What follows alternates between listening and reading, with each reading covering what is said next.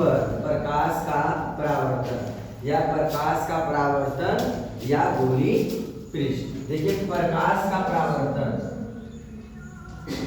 प्रकाश का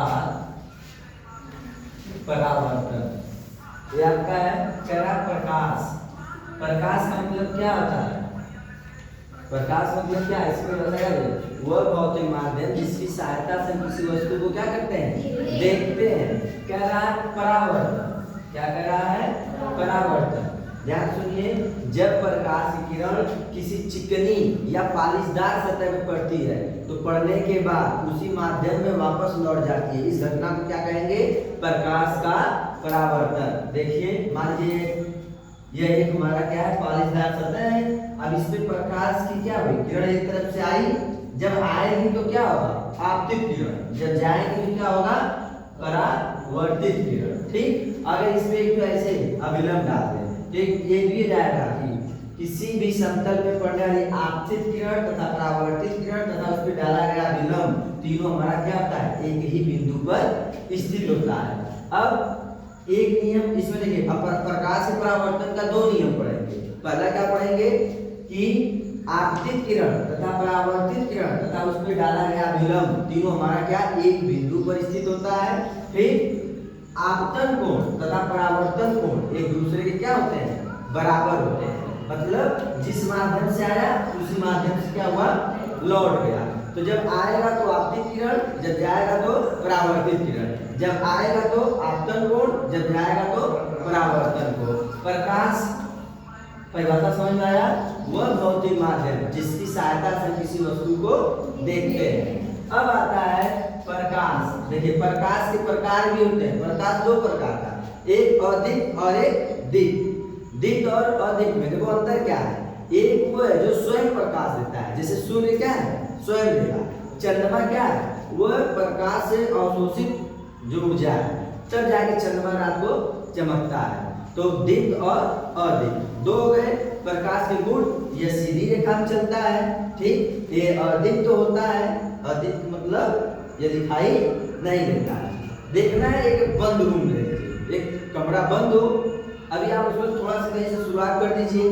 जब उसमें देखेंगे प्रकाश किरणें आती तो दूर एकदम छोटे छोटे कण दिखाई देते हैं ना, ये हो गया। अब आता है आपका दर्पण। क्या कह रहा है? दर्पण। दर्पण कितने प्रकार के? दो प्रकार के। कौन कौन से?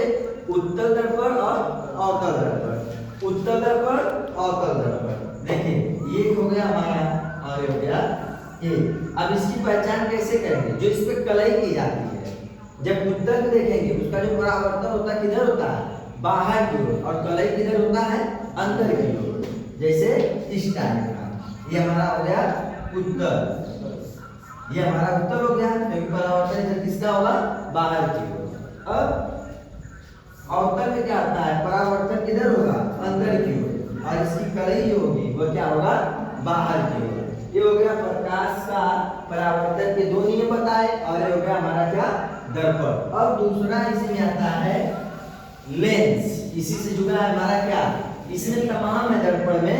दर्पण जब हम पढ़ेंगे तो उसमें काफी चीजें हैं। ध्रुव है, जैसे ध्रुव क्या आता है? जो दर्पण को पीछे पीछे स्थित बिंदु होता है वो हमारा क्या आता है? ध्रुव होता है। फोकस दूरी है, त्रिज्या है, मुख्य अक्ष है, ये हम उसको डिटेल में पढ़ेंगे।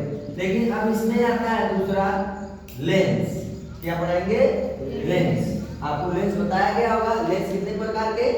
दो प्रकार के लेंस होते हैं। एक होता है उत्तल लेंस और एक होता है अवतल लेंस। जैसे दर्पण दो प्रकार के, उसी तरह हमारा लेंस भी दो प्रकार का होता है, उत्तल और अवतल। अब देखिए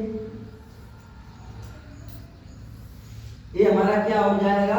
उत्तल। अरे सॉरी, ये उत्तल हो गया और ये हमारा क्या होगा? अवतल। देखिए इसकी पहचान क्या है? जो उत्तल लेंस होगा, जो उत्तल लेंस होगा वह किनारों पे पतला और बीच में क्या होगा? मोटा। और ये किनारों पे चौड़ा और बीच में क्या होगा? पतला। ये हमारे कौन कौन से हो गए? लेंस। अब देखिए इसी को होता है प्रकाश का अपवर्तन। इसी में परावर्तन पढ़ेंगे तो उसी पढ़ेंगे प्रकाश का परावर्तन। प्रकाश का परावर्तन क्या होगा? जब प्रकाश की किरण सघन माध्यम से विरल माध्यम में प्रवेश करता है। इस माध्यम से सघन माध्यम से विरल माध्यम में जब प्रवेश करता है तो अपने मार्ग से थोड़ा सा क्या करता है, विचलित हो जाता है। ये देखिए यहाँ पे थोड़ा सा विचलित हुआ है ना, यही घटना हमारा क्या कहलाता है, प्रकाश का अपवर्तन कहलाता है। सघन माध्यम और विरल माध्यम। एक जब पढ़ेंगे हम स्नेल का नियम या क्रांति कोण जब पढ़ाएंगे, जब प्रकाश की किरण सघन माध्यम में जाती है, जब कोई प्रकाश किरण विचलन के साथ 90 डिग्री का कोण बना दे, 90 डिग्री का कोण बना दे, उससे जब इधर अधिक आ जाए तब ये हमारा क्रांति कोण बनेगा। जब स्नेल का नियम पढ़ाएंगे तब आपको क्रांति कोण बताएंगे, ठीक ना। आप लोगों को पढ़ाना है प्रिज्म। ये पीछे का हमारा इतना था, इतना पीछे का है। अब इसके बाद हम आपको प्रिज्म स्टार्ट करेंगे, ठीक ना।